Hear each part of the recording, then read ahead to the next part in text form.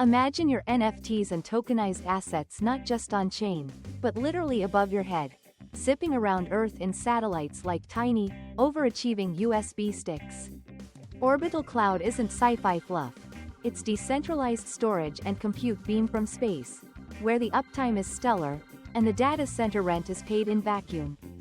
Tokenization makes it possible to slice satellite bandwidth, compute cycles, and storage into tradable units. Yep, fractionalized orbital capacity. It's like AWS credits met a rocket and started yielding a PR in microgravity. Just don't ask your ISP, they're still buffering on the concept, ironically.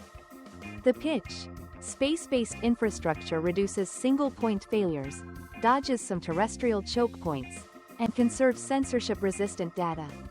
The catch: latency isn't just a mood, it's physics.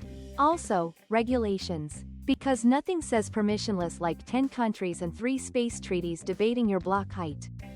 Security sounds dreamy up there, air-gapped by the literal atmosphere, until you realize ground stations, key management, and firmware updates still happen on Earth, with humans, coffee, and mistakes. Token incentives could secure the network, but also create a new speedrun for exploit hunters in orbital hoodies. Economically, tokenized orbital services could unlock global markets for disaster response imaging, IoT backhaul, and high-availability archiving. Pricing could float dynamically, supply, demand, and maybe a geomagnetic storm or two. Yes, your storage bill might spike because the sun sneezed. Totally normal. Very mature market. Decentralization gets weird. Who owns the node in low Earth orbit?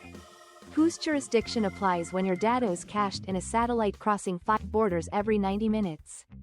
Token-governed DAOs might arbitrate policies. Meanwhile, lawyers are sharpening pencils like it's a bull market for fine print. I love the ambition, turning orbital hardware into a globally accessible, token-incentivized cloud layer. But do we actually want our critical apps pinging the ionosphere for every read and write, or should space be the resilient, high-value tier? If this launches, would you stake, build, or just spectate with popcorn?